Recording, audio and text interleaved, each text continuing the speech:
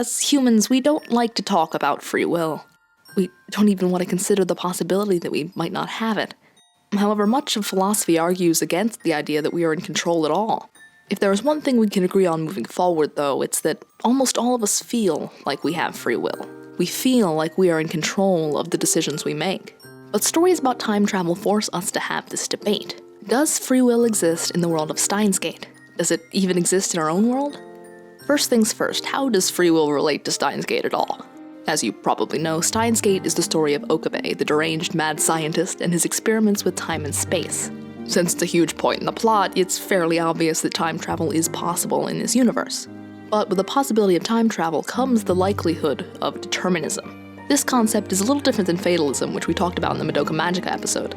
Determinism is defined as the theory or doctrine that acts of the will, occurrences in nature, or a psychological phenomenon are causally determined by preceding events or natural laws.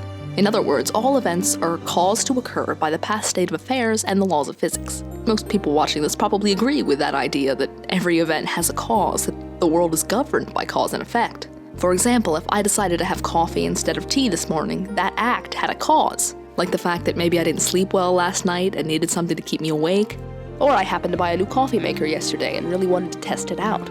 If our actions are caused instead of chosen, then could that mean we aren't free? Going back to Steins Gate, we have to ask if determinism is present in the series. Look at this quote from the visual novel. "It has been established that this time machine will appear on that day, in that place.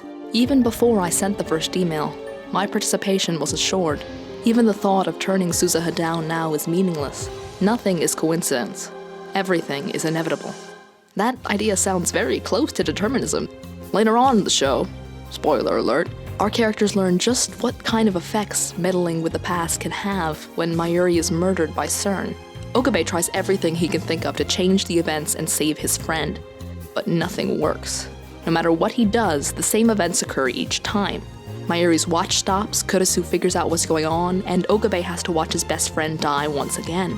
Okabe and his experiments seem to have caused these events to happen, and Kurisu actually brings this up.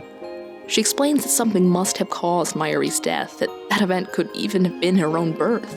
She goes into detail and discusses how every event needs a cause to occur. So it seems fairly certain that determinism is present in this universe.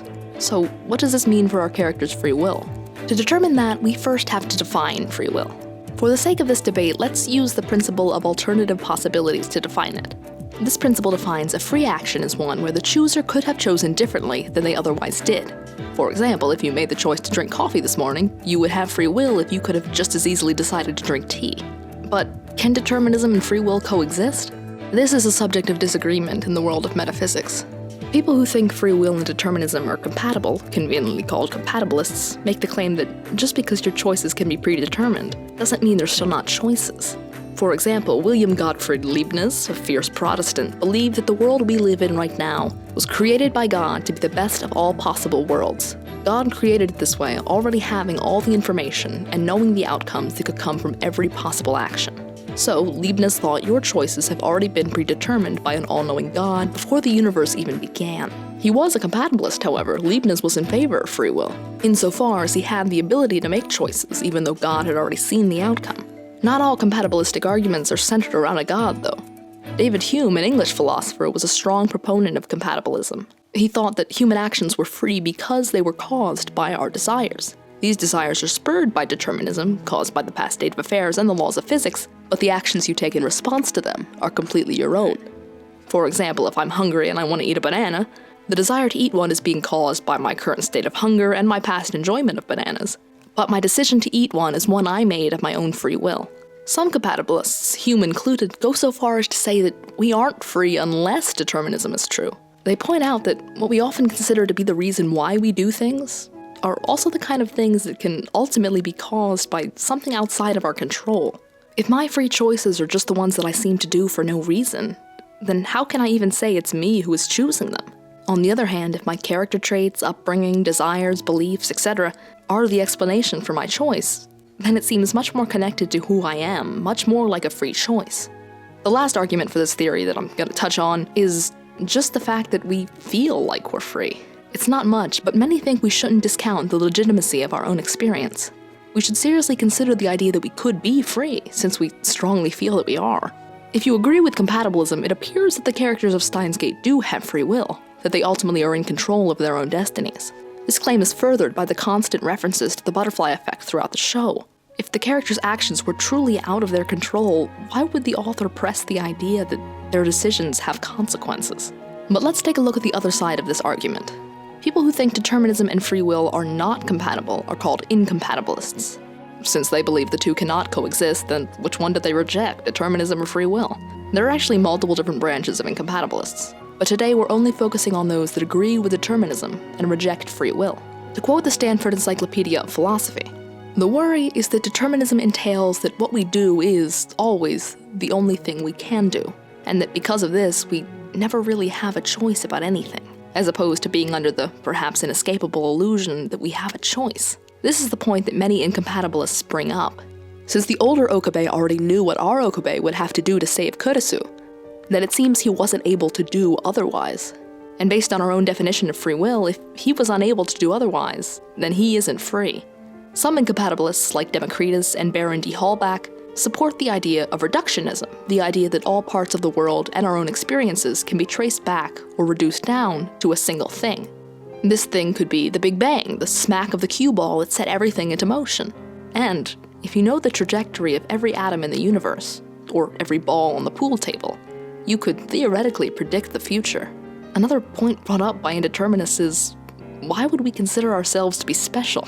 Why would we be so arrogant to think that, unlike storms being caused by clouds sucking up moisture, our actions aren't bound by the physical world and its laws?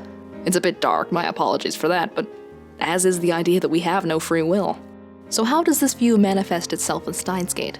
Sadly for you free will fans out there, this seems to be the view of the show. Look no further than Okabe's catchphrase, the very last line in the animated series. This is the choice of Steins Gate. Is it truly a coincidence that these are his last words as he accepts a happy life of ignorance in the world line called Steins Gate? He's given up the illusion of choice he previously held and is embracing his own powerlessness. And remember that quote from the beginning? That wasn't the whole quote. Nothing is coincidence. Everything is inevitable. That revelation makes me dizzy. It's like I don't have the teeniest atom of free will, like my every action from the moment of my birth was planned for me by some cosmic force. Many of these same arguments apply to our world as well. However, quantum mechanics suggests that the actions of subatomic particles are not caused by the past and the laws of physics. Most scientists have now rejected the idea of determinism and embraced indeterminism on a micro level. But even if indeterminism is true, it still doesn't look good for free will. Like we brought up in the argument for compatibilism, if everything is decided at random without any regard to our beliefs or desires, then it doesn't seem like we can find free will there either. But whether you're a determinist or an indeterminist, a compatibilist or an incompatibilist, we all have to act as though we have free will. If we reject responsibility for our actions, society as we know it would collapse. We need to treat others with kindness and strive to better ourselves. Anyway, what do you think? Do the characters in Steins Gate have free will? Do we? Feel free to leave your answers down in the comments below. As always, if you want to learn more about the subjects discussed in this video, I've left some links in the doobly-doo, as well as some reading recommendations. We barely scratched the surface here. We didn't even talk about soft determinism versus hard determinism, libertarianism, and a whole bunch of other stuff. If you want more from me for some reason, you can subscribe or follow me on Twitter, links down below. Like, share, and all that jazz, and I'll see you guys next week. Goodbye!